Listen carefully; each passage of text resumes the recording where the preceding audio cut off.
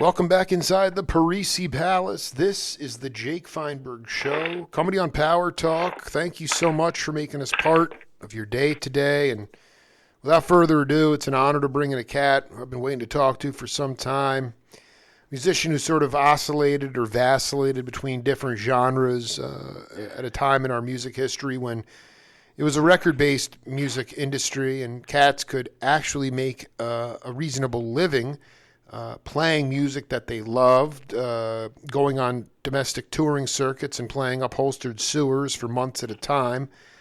Ultimately, those days are long gone, but my guest continues to thrive in a blues project with Roy Blumenfeld, and they've got some dates coming up on the East Coast as we try to turn the corner in this endemic, which is turning into an endemic, this pandemic. But my guest has a real legacy and lineage within the lexicon of American music.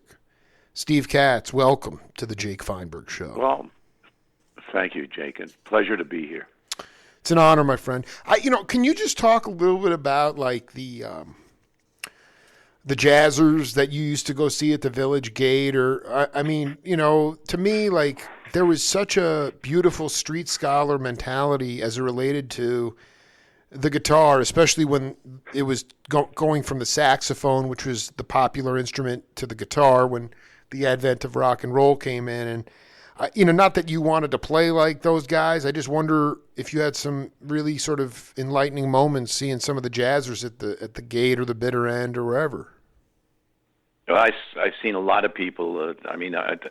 As far as like some of the highlights, I'll never forget seeing Bill Evans at the top of the Gate, and Bill was sitting at the bar in between sets, and I thought, as he walked over to the piano, I thought he was going to fall down because he was so stoned, wow, so out of it. And, whoa! And he sat down at the piano, and of course this beautiful Bill Evans music comes out. It was just so magnificent.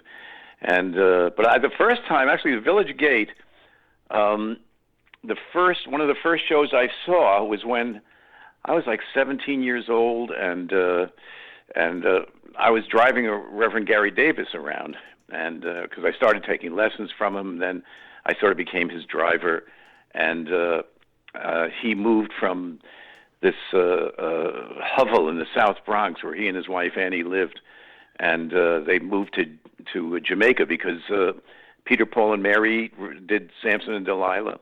I think I forgot the name that they changed it to, but because of that, he was able to get out of the hovel and buy a nice little place in Jamaica. And I'll never forget, Annie calls me one day and says, "Can you get your car and your parents' car and pick up Reverend Davis because he wants to see Sonny, Terry, and Brownie McGee at the Village Gate?" And I said, "Sure, are you kidding? That would be great." So I went and picked him up. He was close with Sonny, from their old North Carolina blues days. Wow. And they were opening for Roland Kirk. That is so great. It was an amazing night. So I pick up Reverend Davis. We go into the Gate, and after Sonny and Brownie are on, we go backstage. So Sonny and so Reverend Davis could say hello to Sonny. Meanwhile, Reverend Davis is blind, Sonny Terry is blind, and Roland Kirk is blind. Wow. And Reverend Davis walks in and bangs into Roland Kirk, thinking that it's Sonny Terry, and great to see you, and they hug and they're crying, and Roland Kirk thinks it's a friend of his, and I'm pulling Reverend Davis away, saying, "Sonny's over there. Come with me." It was one of the funniest nights. So, the Rev was like, "Oh, I know you, Rasan," or was it maybe it's just Roland Kirk at the time? I mean, did they actually know each other? No, he didn't know. He didn't know. Not at all. He just knew Sonny. He didn't know Roland Kirk at all, and we hadn't seen Roland Kirk's set, so. So Bobby Weir told me in our interview that he used to go to Queens to that hovel, and if you brought a cigar and some brandy and a nice bit of fluff, little hot, and a $5 bill. $5 you get the bill best also. lesson of your life. I mean, can you talk about, because that guy was not, he wasn't working on, he wasn't asking you to transcribe solos. Like, can you talk about the kind of street scholar lessons you would get from the Reverend? Well, like I said, and Bob probably went up to South Bronx also, because that was where the hovel was. Okay, yeah, And yeah. I went up there the first time. I was taking lessons from Dave Van Ronk, and my friend Stefan Grossman said, "Hey, you ought to, go up and take some lessons from Reverend Davis." So I went up there, and the first thing I did was I had a blonde J200, and I took it out of the case, and there was, of course, I was shaking because this is Reverend Gary Davis, and I was listening to the Harlem Street Singer and the album, and of course it was heaven, and it still is to me today. And I took my blonde J200 out of the case, and Reverend Davis grabs it, and he puts it on his lap. Then he puts it close to his face. He said, this is a nice color. And I, wait a second, I thought this guy was blind. It turned out that he was able to see a little bit. And then we went on with the lesson, and I think the first thing that he taught me was Candyman, which was interesting because Van Ronk had taught me his version of Candyman, which was a back-picking version, and Reverend Davis did a front-picking version. So I literally knew Candyman backwards and forwards after my lesson with Reverend Davis. How would you say? I mean, so many of the Katz, doesn't matter what genre. I mean, TV was still very antiquated at that time. I mean, Reverend was blind, so he was clearly an auditory learner. But were you an autodidact? And I kind of wanted you to talk about how your ears grew the most in what setting on the bandstand early on, because my generation, I mean, I'm 43, and younger cats, people are, I'm not a musician, but cats are coming up now learning to read music before they can hear the music. And as a result, their ears are locked. And you guys were basically an auditory learning group. You'd play the records, sometimes you'd hear stuff on the radio. There was no rewind button. Then you kind of have to make it up on your own. You'd make up your own version of it, but that's where your own voice came from. Can you talk a little bit about how you kind of formed, the cultivation of the cat's voice? Well, I think it was all based on really country blues. When I was a kid, I was listening to a lot of country blues records, and they were my main influence. The Jug Band, the Even Dozen Jug Band, which was the first band I was in, half of us were blues people, and the other half were like bluegrass or old-timey people, but we wanted to play music together, so we... Well, I'm going to stop right there. You just blew. I'm sorry. I did not know you were. So let's just go through that. Obviously, Grisman and Green were the old time folky guy. Who was the blues cats in that band? In the Jug Band? Yeah. John Sebastian, Stefan Grossman. Wow. And of course, Grisman was part of the bluegrass contingent. Fred Weiss was part of the bluegrass contingent, and he wound up with the Ozark Mountain Daredevils, one of those groups. And Maria Muldaur, at that time she was Maria D'Amato, and Maria was doing, like Bessie Smith kind of stuff, and so I guess she fell into the blues camp, and and a few more people that I forgot what they were. Well, no, you know what? So you were on the blues side of that group. Yeah. I mean, can you talk about how you intermeshed? I mean, Queskin Jug Band gets all the hype. The Even Dozen is like the headiest group, and it was actually not that. I mean, there were so many sophisticated musicians in Fritz Richmond and Mel Lyman in Queskin's band, but your group, how did you? Kids, we were kids. You were kids. You were having a ball. Yeah, you were having a ball. We were all in college. Yeah, we were all in college, and we did our album for Elektra that Paul Rothschild produced. And then Jack Holzman said to us, and Paul, I remember this was out in front of the Chelsea Hotel, because we had a loft that we were rehearsing in next door. And we had a meeting outside, and Jack and Paul said, hey, you guys have to quit school and go on. This could be a very big thing, And we said, no, thanks. We all went back to school. So we were, we were just a one-shot thing. We were a bunch of kids. We didn't know whether there was going to be like 5 or 15 people showing up at a gig or a rehearsal. In fact, when we did the album cover shot, we only had 11 people, and we were missing somebody. So we took somebody's girlfriend and said, Marlene, can you get into the photograph? And she's on the cover. And you guys were also like pretty. What's the right word? I mean, you guys were rabble. Some of the smartest people I've ever. Richard Green and David Grisman are some of two of the smartest people I ever knew. I mean, I know. Yeah, Richard wasn't in the Jug Band. I'm sorry, Richard was in Queskin's band. That's right. I'm sorry about that. Right. Yes. Yeah. But some of that was you didn't trust the record companies. Is that you wanted autonomy? I mean, that was part of the vibe, wasn't it? We didn't care about record companies at that point. It wasn't until the Blues Project that we started caring about record companies. But we just wanted to go back to college. I mean, everybody was had a different major. Sebastian was the only one that wasn't in school at the time, and that's why on the credits his name is John Benson, and he was a union member also, and we weren't.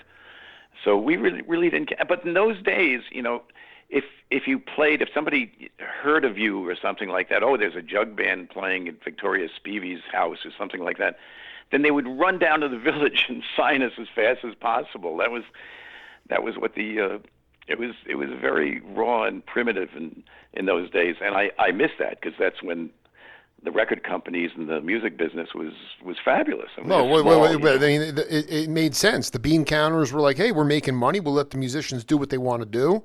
And then, 20 years later, it was like the bean counters were like, oh, we know what's best for the music, and we'll just use the efficiency model, and we'll suck all the soul out of it, and we'll make tons of money. I mean, the whole thing just got total. So I think in the very early days, you had a guy like Jack Holzman or Maynard Solomon at Vanguard Records. I think they really, really did care. Totally, dude. No, it was. I mean, again, these were, I would say, Elektra and Vanguard. Those were. Even though those records now, some of them are very valuable, they were boutique labels because those guys loved the music itself. Oh, they were. Yeah. Oh, yeah. I'm not talking about, not yet anyway, in my career. I'm not talking about Columbia or the major Capitol or the major labels. I'm just talking about the New York scene and the small labels like Vanguard and Elektra.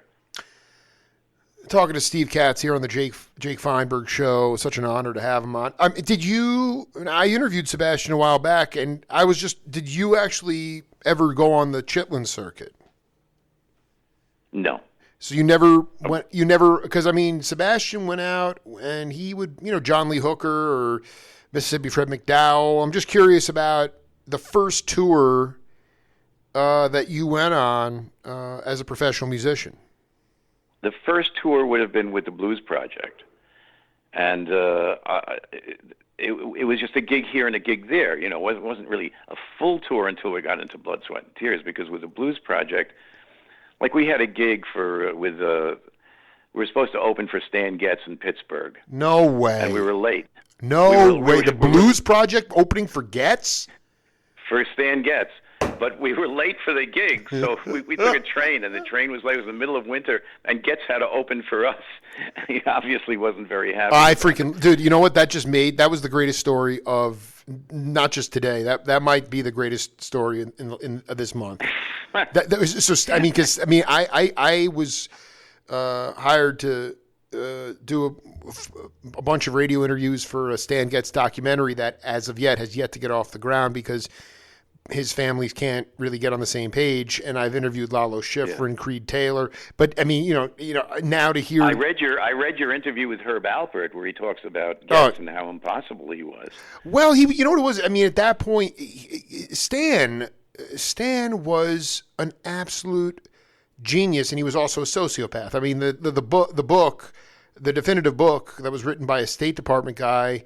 Also wrote a book on Dizzy, but he was in the State Department with Jimmy Carter. The book is striking in how insane. Stan Getz was insane. He probably in today's world would be in jail for 20, 30 years. But again. That sounds like most musicians that I know. You know what? Yeah, and I'd rather not even go. But I guess maybe. So he was insane. I produced Lou Reed for 3 years. Tell me about his. Holy cow! Yeah. Well, I mean, But the point is, I guess I just want you to talk to cats who are going to listen to this 50 years from now, just about this idea of not just the promotion of it, but like there were no barriers in the music. Iron Butterfly opened for Herbie Hancock. You were supposed to open for Stan Getz. Why was it like that, Katz? I don't know. The perfect example to me is Woody Herman and Led Zeppelin playing together at the Fillmore. It's the greatest. It's the greatest. Yeah, the Average White Band and Duke Ellington. It's unbelievable. Yeah, I wish I was at some of those gigs. And of course, Miles opened for BS&T for us at the Madison Square Garden. We did a lot of gigs together, actually, with Miles. We did a tour of Texas with it was Miles, BB, and Nina Simone, who was just an incredibly horrible person. Really? And Hugh Masekela, my old friend, I loved you. My God. Wait, so when did you? Well, because Masekela, Dizzy helped bring him over. I interviewed Hugh. He was delighted to be in, but it was all a wash. I mean, I guess what I'm saying is, what was the rationale? And just for somebody that was born in '78 and is just basically going to a blues festival now, and there's not one black band on the bill.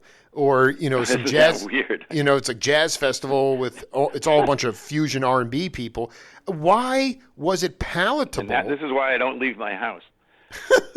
What was it just the idea of saying, okay, we'll give the audience a little bit of taste of variety? You couldn't get to. I mean, Blues Project and Stan Getz.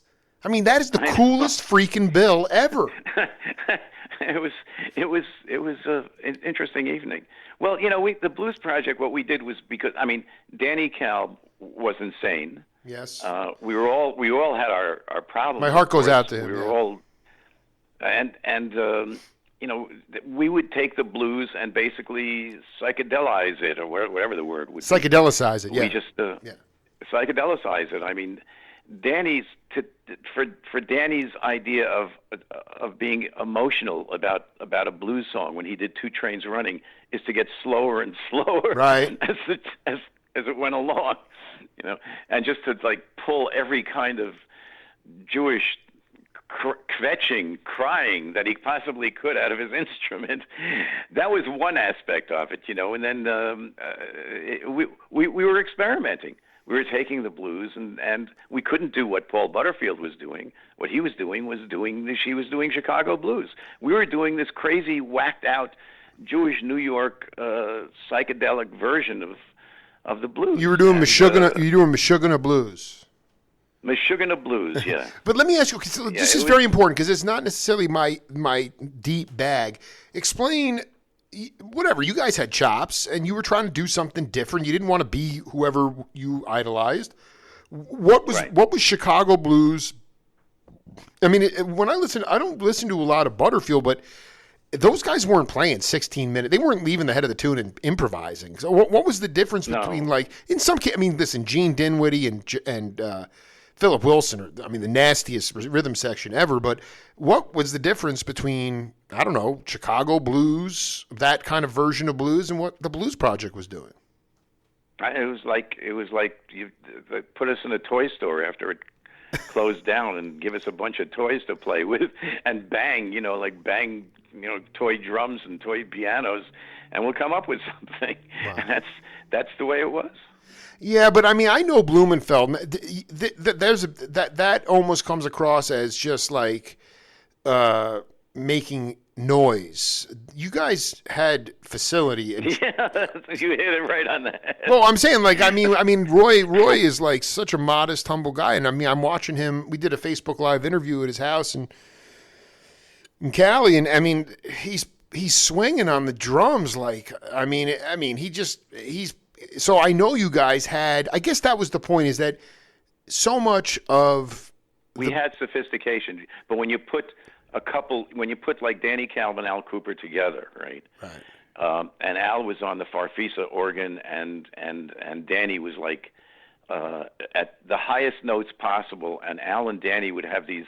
I call it in my book. It was like a Punch and Judy show.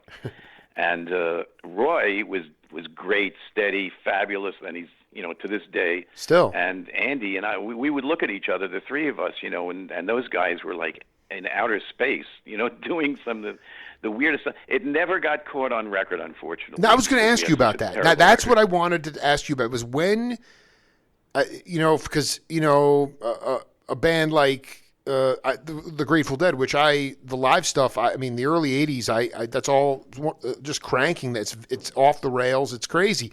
But in the Midwest, if all you know is their album Skeletons from the Closet because you played pool at a bar, that's not a good representation of the band. And I've seen live at Cafe A Go-Go with the Blues Project, but you're telling me that there's even the live performances, the reunion one, Two Trains, whatever, like there's not a live equivalent that gets Kullberg, Cooper, and Kalb into that milieu of Toys R Us.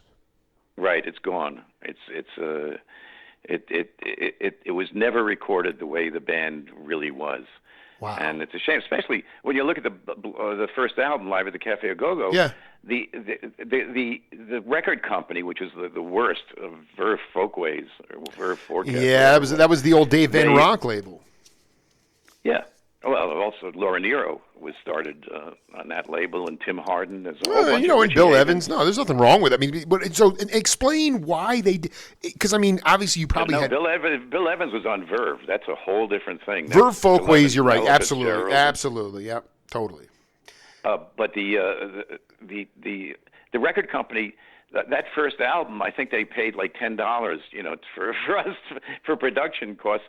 They took the whole B-side and put a guy that we had fired, the lead singer, and that's the whole B-side, it's of the album. And then the second album, well, I can go on and on about, No, I know. The question is this: because when I interviewed Dr. Lonnie Smith, the organ player, rest in peace, or Lou Donaldson, Blue Note.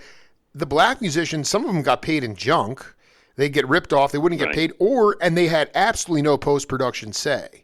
Did you have any post-production say in that first record? No.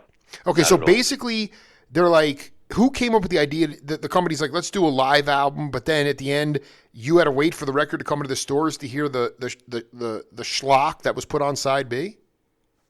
Oh, The third album that we did before we broke up was called Live at Town Hall. Yes. We did 2 out of 3 of the albums were live, which is insane anyway. And half of that album, of the Town Hall album, was recorded in the studio. And some drunk off the street at MGM put applause behind songs that we did in the studio.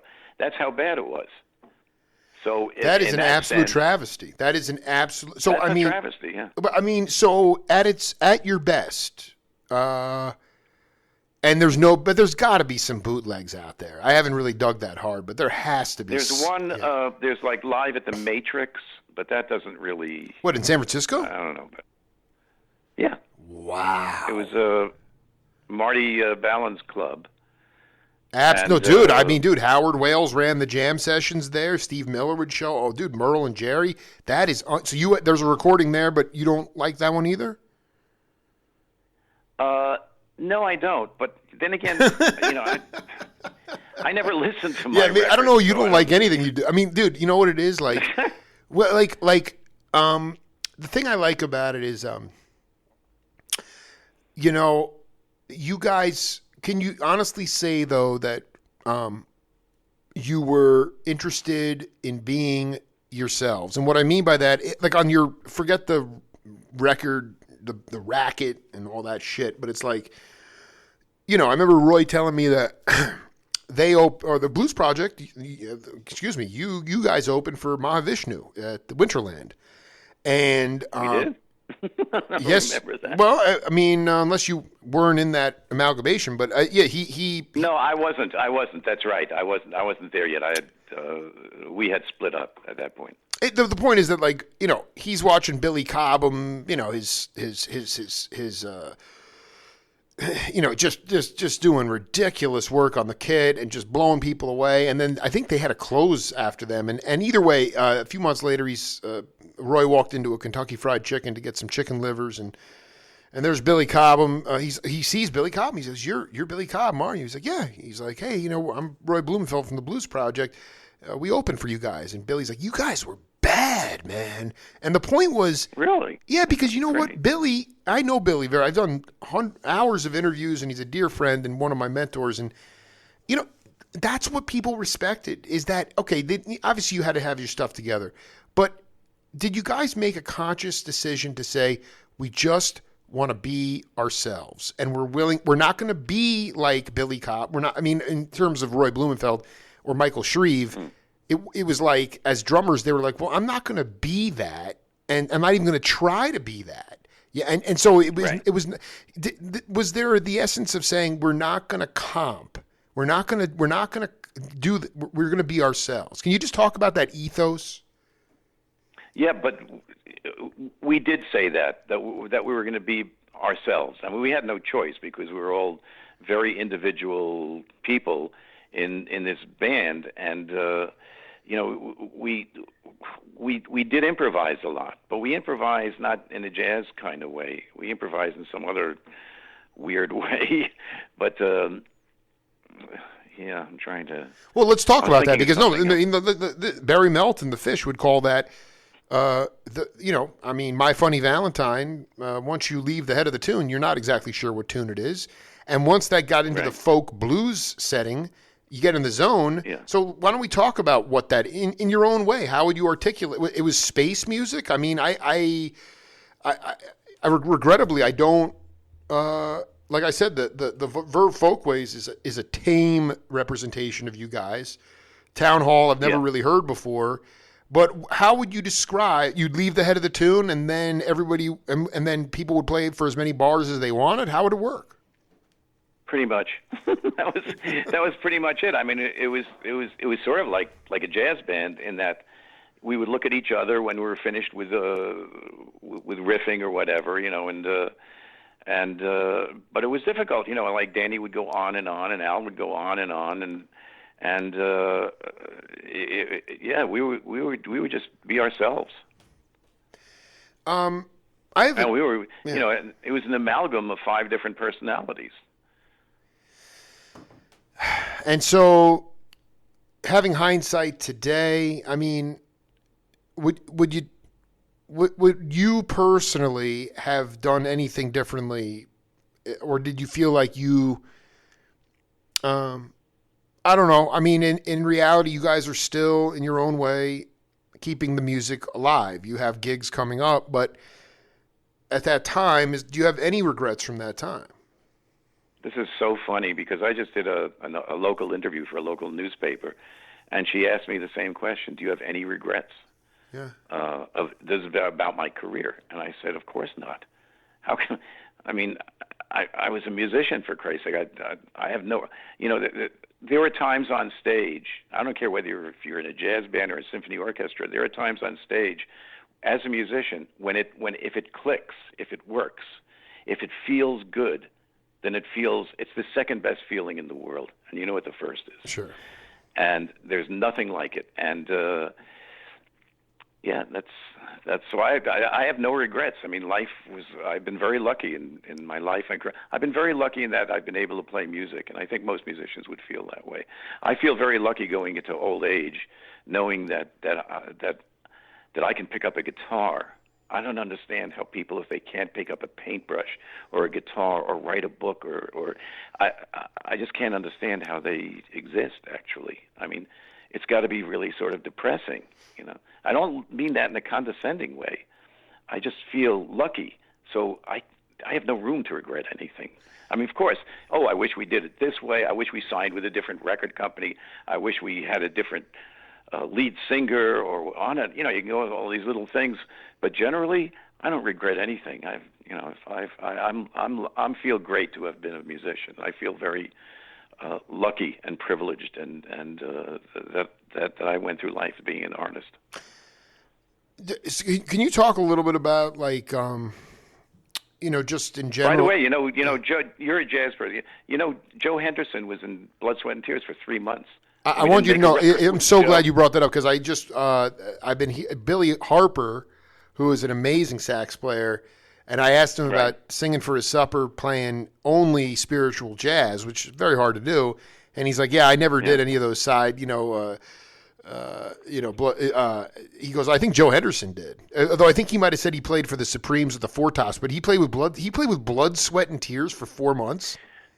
Joe was in the band for 3 months, Oh my God! and Wait, were you? I'm sorry, I don't mean to be naive. You were in Blood, Sweat, and Tears too?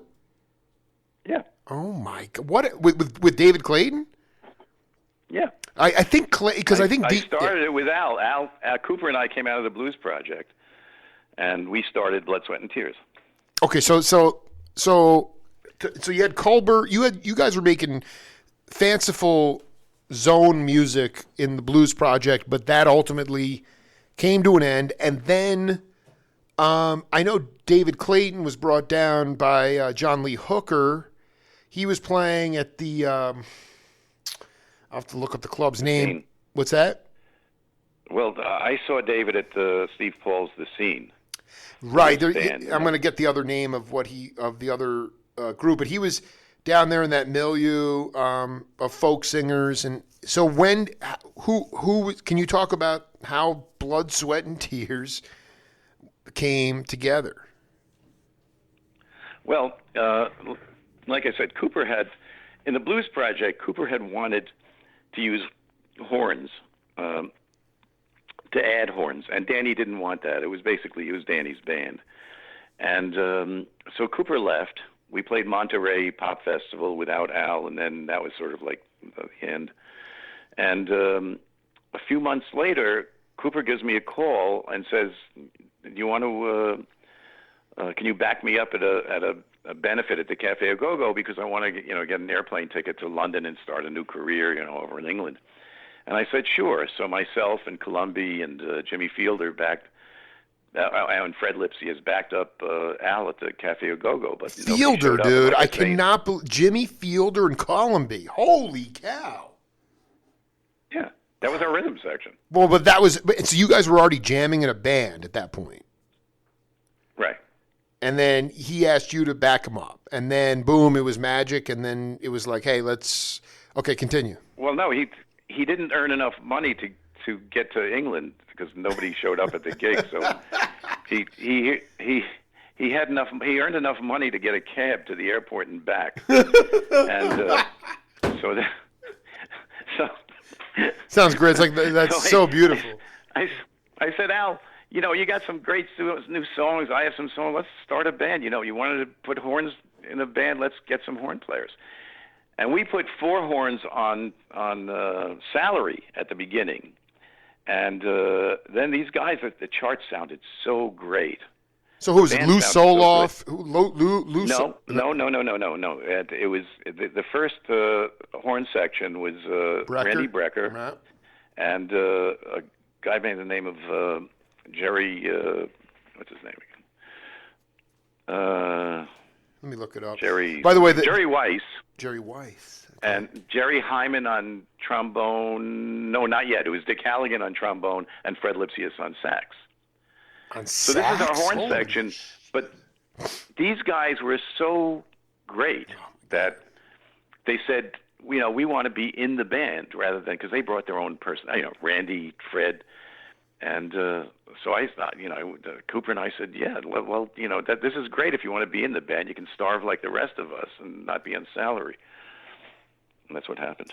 I was going to say the name of the place, the club was called the Four Winds.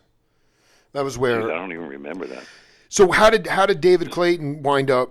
You guys realized at a certain point that even though I prefer the instrumental Blood, Sweat, and Tears, you realized that a lead vocalist was essential. Yeah, that's exactly what happened, and we. Bobby and I, who were sort of like running the thing, went to Al and said, listen, we want you to stay in the band. We want you to be the leader, whatever, but we need a singer, and Al decided to quit at that point. So we got a new singer.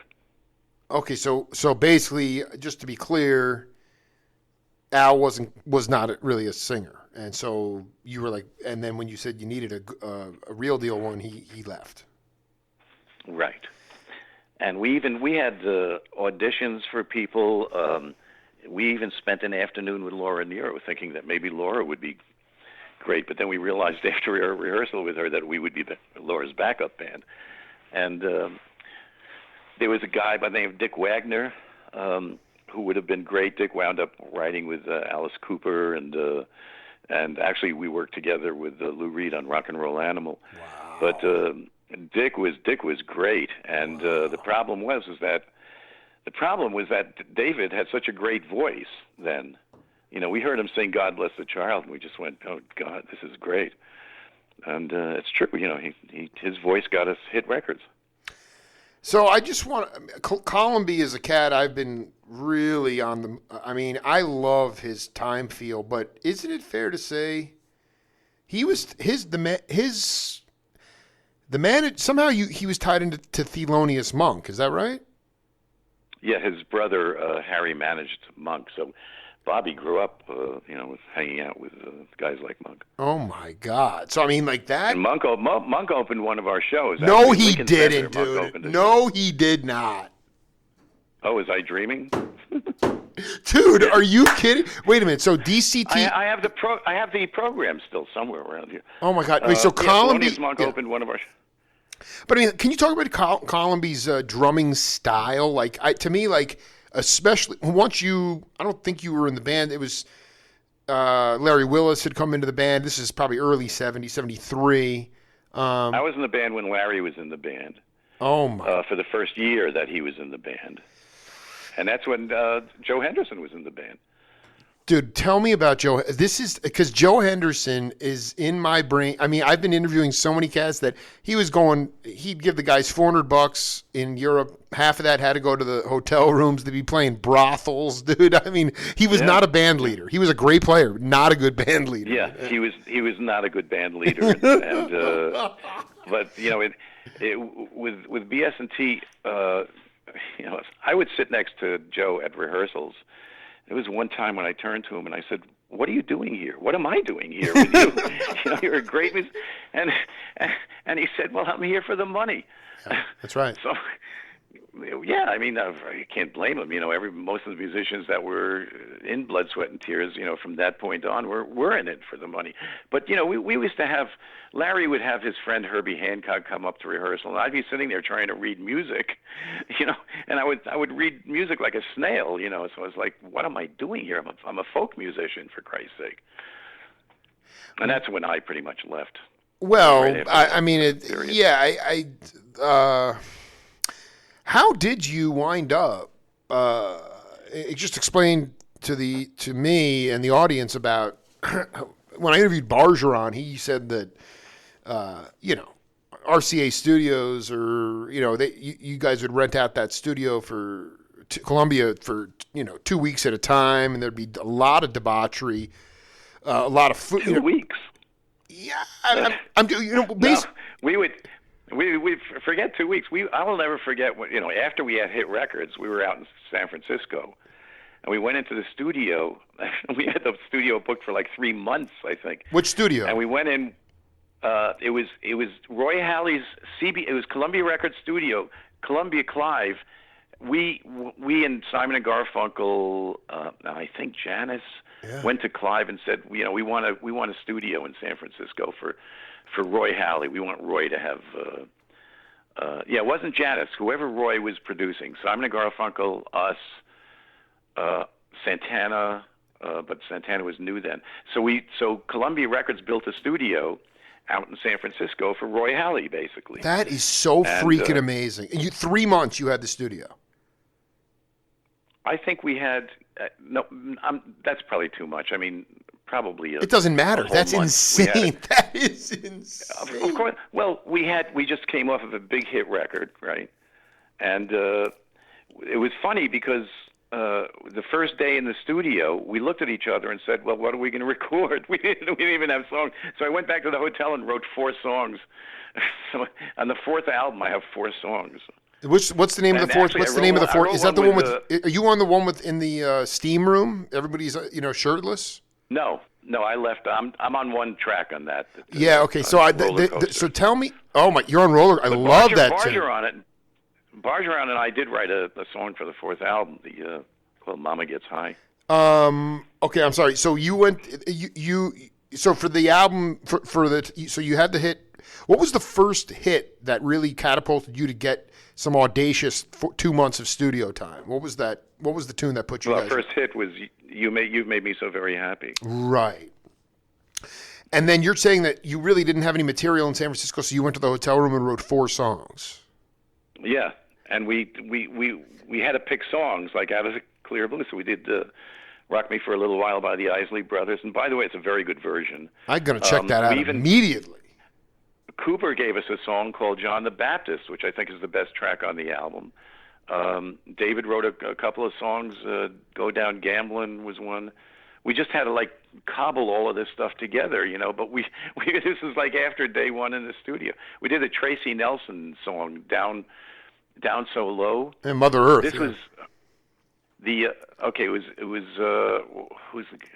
Jimmy Giuffre did the chart. No, he didn't. Bobby had Jimmy Giuffre do the chart. The chart was so far out that we had 4 of the guys. No, you have to hear this story. We had we had 4 guys from the Edwin Hawkins Singers as the background singers in this track. This is so great. David couldn't find the first note to sing. He couldn't find where the tonic was. He didn't know, and we were laughing our sides off, and I couldn't blame him. The guy didn't know where to, because the Giuffre chart was so atonal. It was so dissonant. It was so weird, and this beautiful spiritual type song. And the guys I'm in the control room, and the guys in the Edwin Hawkins Singers, I'm listening to them. And one guy's saying, "What the fuck?" He's listening. Dude, he's got the sheet music in front of him. He's going, "What the fuck?" David can't find the first note to sing. He doesn't know what key it's in. And I'm peeing in my pants because it's so funny. Honestly, what's so great is that was when Santana was doing their first album in the studio down the hall from where we were. Yeah. And I'd go down and hang out with those guys. In the morning, those guys started smoking pot, and and their family would come during the day. All of Carlos's and all of their friends would be coming. I don't know if Michael remembers this, but they would come. By the end of the night, it was the family that was recording, and the band was in the control room. It was hilarious. Wait, hold on. I'm not mistaken. Was this called Pacific High Recorders? It may have been. I totally because there was no. I've never. It wasn't Wally Hiders, right? I mean, I'm just talking about because when it wasn't Wally Hiders. Yeah, no. I think it was Pacific High Recorders because I don't ever remember seeing ever Columbia Records San Francisco. I just don't ever remember. So was you wouldn't. It would have been Roy Halley's. I guess in a biography of Roy, you could see what the name. I'll check that out. But it's. Yeah, because I don't remember. I just don't remember. I just know the history of why we were recording there and what Clive did for Roy. Well, there's just you should really read my book. You'll get a kick out of it. I wanted to ask you about especially when you had regardless of whether you were trying to figure out how to read or whatever. To me, some of the coolest stuff about those Blood, Sweat, and Tears albums is that, and Bargeron said that basically the horn players would, jam up the tune and get it live ready. The rhythm section would lay down. The rhythm section would be the first one to record. Can you explain the process of recording those songs? I mean, when did David come in? Because sometimes it's so hot, you feel like everyone's hitting at the same time, but it's not this is not a Thelonious Monk session with one mic in the room. I mean, can you talk about how you layered the different sections? Yeah, after the first album, when a lot of it was done live, then you did the piecemeal, and most records were done like that. Most records that I produced, you do the rhythm section first, and then you have the singer. And once the rhythm section is down, you have the singer do a reference vocal, so the horns will know where they are, et cetera, et cetera. And whoever's doing the chart will know where they are. But what happened with Blood, Sweat, and Tears, as far as I'm concerned, is that where Cooper and I started a band that was a rock and roll band with, jazz players, it became like a jazz band, and I couldn't keep up with that. I couldn't read those charts, and I also didn't like the direction it was going in because it got away from rock and roll. I did. And that was where, that's where my head was at, and that's why when I met Lou Reed, as crazy as Lou was, at least he was a rock and roller, and that was fun, But Blood, Sweat, and Tears was going in a direction that I just didn't like. Okay, so basically, but I mean, Cooper jettisoned the group, and you were in that band for quite some time, right? Well, 6 years. So I mean, as when you, I wanted to get. We have a game on this program called Name That Voice. I don't expect you to necessarily know who it is, but just pay attention to the content, and we'll come back and break it down. Okay. Well, love to me is what makes everything go around. I think that love created the universe. I think that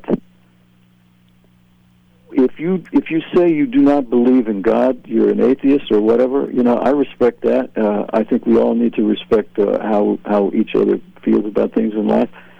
But for you to say that you don't believe in God, and if you have a little daughter or a little son, and you look in their eyes, you can't tell me that you don't believe in love. Mm-hmm. And to me, God is love. So I don't think I need to go any further with that as far as that's concerned. And Mm-hmm. I also believe that and especially at this time in the world, of what's going on out there in the world, it's just insane. And we need to hold on to love. We need to hold on to what love is. We need to realize that there's a heavy struggle going on in the world, and I don't think any of us really understand. We don't understand it like we should. But I know one thing for sure, that this world needs love. It always did. You want to take a gander at who that is? Yeah. Go ahead. I know who it is. Go ahead. It's Truman's Secretary of State. I don't know. I have no idea. I have no idea. It's okay. There's no reason to. That was my first interview with Jim Keltner. Did you ever cross paths with Keltner? Okay. No, I love his playing, but I never met him. Putting all the sort of self-deprecation aside, and the Jewish humor and the glass half empty kind of stuff. How am I going to put aside? I just know. I'm hoping because you know what you talk, because I know you can reach the state of that orgasmic state on the bandstand, and I know you can get there. So what I'm saying is, I want the Steve Katz concept of love, because man, we're teetering, man. I'm 43. The boomers won't exit stage left. We're teetering. And it's, and I really just wanted you to talk about your concept of love and how you try to inspire and bring love to your world. People try to break down these macro issues. You can't solve them, but you can inspire change in your world. And I want to get the Katz Manifesto on love. Okay, well, as far as I'm concerned, love begins with loving animals, not with loving other people so much. You can't love other people until you love all the animals in this world, all the dogs and the cats and the insects and all the live, things that we live with that are so wonderful and innocent, but humans are not. So my concept of love starts with animals, and sometimes will creep its way up to humans, but not that much. Sorry if that sounds very... Well, no, I get it. It's a wildlife refuge, and the planet is on on fire, and Grandmother Earth is hemorrhaging. But I guess what I'm trying to say is how have you sustained? It's mainly because my dogs are asking me to walk them pretty soon. Well, they can wait. This is a very important interview. They can just hold their bladders a little bit more. My wife's here, and that's another thing about love. I do love that one person very much. Let me ask you. To me, my marriage after 13 years and two beautiful love children dissolved, and I feel very blessed for it. We weren't in love anymore, but can you just talk about the essentials of living communally? And I would just ask you two things. I mean, do you enjoy? Can you just sit there with her and be doing absolutely nothing, but just enjoy being in her presence? And the second thing is, does she appreciate what you bring to the table and doesn't resent what you don't bring to the table as a male? That's a really interesting question. Well, I don't know if this has anything to do with this, but when I wrote songs about unrequited love. Yes. And most of my songs are about unrequited love, and and women walking out on me, and then I would, cry and smoke a joint and have a Jack Daniels and write a song. I love it. When I met my wife 36 years ago, I haven't written a song about unrequited love since, because luckily, I haven't had that in my life. I've had a very happy marriage, and we have it out every now and then, but that's part of who we are. But we love each other for who we are. So that's very important. So in one sense, I wish I could write again. In the other sense, I don't have the inspiration because I'm very happy in a good relationship. Well, I mean, it's funny because through that adversity, a lot of times is the best writing comes through. Can you just hit me to some of the unrequited love songs you've written? Oh God! The first Blues Project, Steve's song, and that's a whole. I didn't name it Steve's song. It was called September 5th. That's a whole other story. But anyway, that was my first song, and then in Blood, Sweat, and Tears, Megan's Gypsy Eyes, Sometimes in Winter, Valentine's Day, where Louis Soloff takes a beautiful solo. On and on. My God. And I was with American Flyer back in '57, the good years. Wait, hold on. I'm sorry. 57? Back in '57. Oh, back in 57. Got it. Okay, yeah. Yeah, I was in the last band I was in was it. This is very strange because the first band I was in was a jug band. The second band was a psychedelic blues band. The third band was a jazz rock band, and the last band I was in was a country rock band.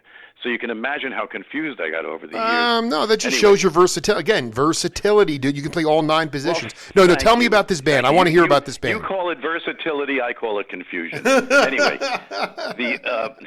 the first American Flyer album was produced by George Martin, which we had in common with Andy's group, C-Train, sure, Kohlberg, and we had guest musicians, Larry Carlton, who was on the great keyboard player.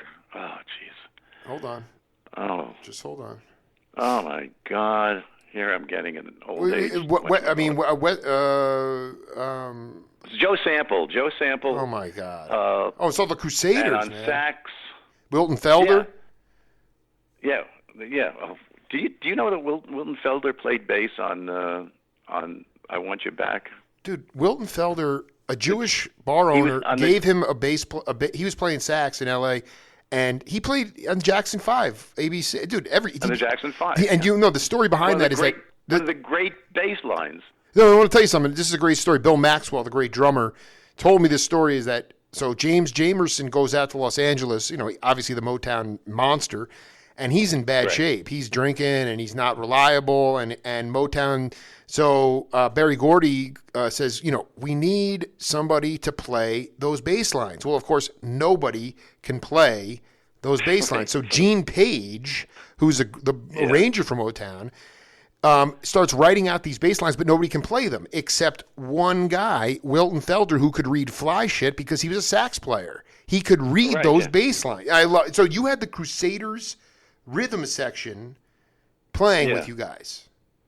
Joe Sample, and who was the guy, the sax player, great sax player who was, oh God, an alto player. He played on my song back in '57. We had some really great people on. Larry Carlton, I think I mentioned, and You did. and Wait, sorry.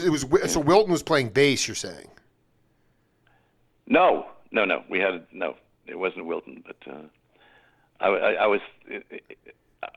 We were just talking about the Crusaders because Wilton then was playing with Joe Sample. Absolutely. But when you mentioned James Jamerson, I remember seeing him with the in Leo's Casino in Cleveland. It was the Temptations and Gladys Knight and the Pips, and the original Motown band was their backup band. Oh my God, dude! And I saw this one night. It was amazing. I just want to go through this. Fred Beckmeyer on bass, Byron Berline, Larry C. George. That's American Flyer, right? That's right. I'm going through it right now, and then Lee Sklar on bass. Right. And then this guy, a guy I'm not. Who's the sax player? Yeah, I'm looking it up. You had this guy Earl Domler. I forget. I don't know who that was. Yeah, no, this is. I'm gonna have to look this up. So tell me, just before we got to wrap up set one here, but we got a lot more to do. I just, what, like with Thelonious, can you talk about how opening that whole show with Thelonious, like that must have been ridiculous. When Thelonious opened our show. Yeah. At Lincoln Center. Yeah, I didn't. He was great. I mean, I love Monk. I used to go down to the 5 spot and see Monk. He used to walk around stage while somebody was doing a solo and flap his arm like a chicken. The 5 spot was fabulous. You'd walk down St. Mark's Place and Charlie Mingus would be throwing a bass out the window. Dude, he'd be tackling up in Canada, tackling like redneck football players if they were being too loud during the ballads. Unbelievable, man. Mingus was something else. Can you just plug your shows you got coming up with Bloom? Let's see. We're doing the Tupelo Music Hall in New Hampshire. I have it right up here. And no reason you can't come to Tucson. Let's see. The Jonathan's in Ogunquit, Maine. The Cafe Lena at Saratoga Springs. The first time I was there, I brought Reverend Davis in 1962. The Bearsville Theater in Woodstock, Tupelo Music Hall, Barnum Ballroom in Island Park, New York. It's one of Epi's gigs. Jamie's House of Music. I played there solo last year. 2 years ago, and Jamie is great. And the Bull Run in Shirley, Massachusetts. And that's it. If we had any more, I'd have a heart attack. And what are the dates on? Is November? When are you going? Yeah, it starts November 4th, and it goes through the 14th. On my Facebook page, if you want, just take it off my Facebook page. Absolutely. Well, I mean, listen, man, I bet that Jimmy Giuffre story is not in your book. It's not. Right, exactly. I don't think so. So I accomplished the mission today, was at least one or maybe more stories, pulled a few more stories out of Katz's deep bag, and let's do it again, man. Because there's a lot. I want to talk about Jacob. You know what you're doing, Jake? You're bringing stories. Because I read all your interviews, and I keep saying to myself, this guy must be a great interviewer. And you are. You're bringing things out of me. So let's do it again. Let's do it again, man. No, because you know what? I want the Family Jewels cat. That dude, Jake, and the Family Jewels. You did some work. Yeah. All I'm saying is, the Katz bag is super.